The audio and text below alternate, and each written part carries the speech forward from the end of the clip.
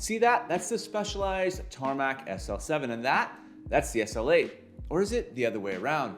After 5,000 miles on the SL8, even I struggle to tell them apart.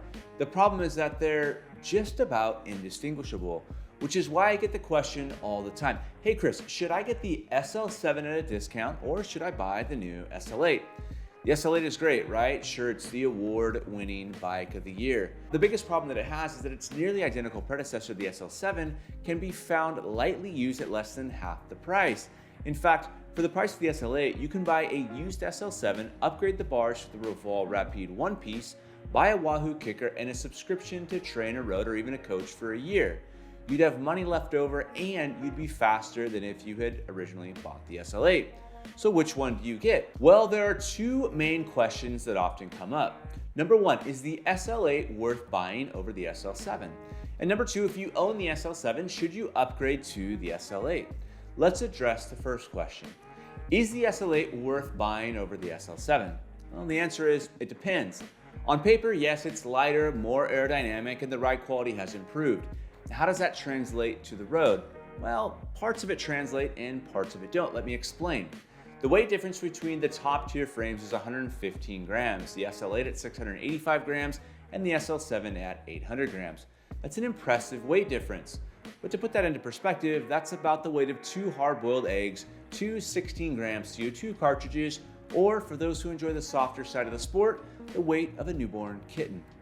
Maybe if you're holding both frames in each hand, you'd notice a difference, but it goes unnoticed when the bike is fully built. Now the same applies to aerodynamics. Amazing on paper, although as many have pointed out, the bulk of the aero savings come from that one-piece bar, but the aerodynamic gains are difficult to discern in the real world. Ride quality is probably the most noticeable difference between the SL7 and the SL8. The SL8 feels slightly more snappy, slightly more stiff in the bottom bracket, handles incredibly sharp while still being well-mannered, all while producing a ride quality that's just downright exceptional. If there's one area they've nailed on this bike, it's their ability to merge a lot of the performance and comfort attributes into a single frame.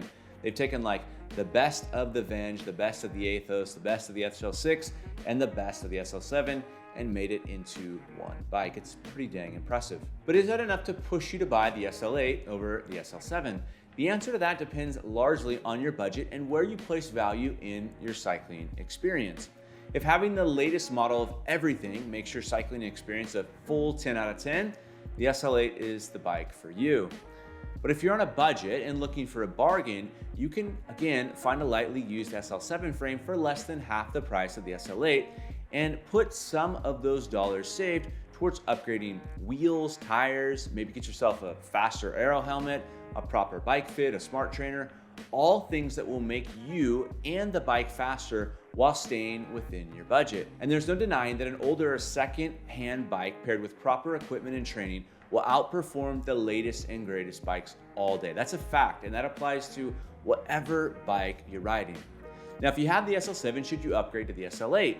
If it's performance that you're after, I'd argue that the SL7 climbs, handles, accelerates, and holds speed, just right there. It's just as well as the SL8. Does it feel different? Yes, but you'd likely only notice that if you've ridden the SL7 thousands or tens of thousands of miles. To most, the differences will be indistinguishable and the benefits minimal. Take it from me, someone who's ridden the SL7 almost 15,000 miles. I believe that it has 99% of the performance of the SL8. So much so that I think you'd be disappointed if your plan is to buy the SL8 in hopes of nabbing a bunch of PRs across town. It's not the machine, it's the operator, right? I hope this sheds just a little more light to answer those questions about which bike should you get. And I think this generally applies to pretty much any bikes that are on the market today. You can get the top spec, latest and greatest bike, or you can get the last model, and the performance gains are minimal. Next week, we'll dive into some new products and part 2 of the NV Frey build. Anyways, thanks for watching. Until next time.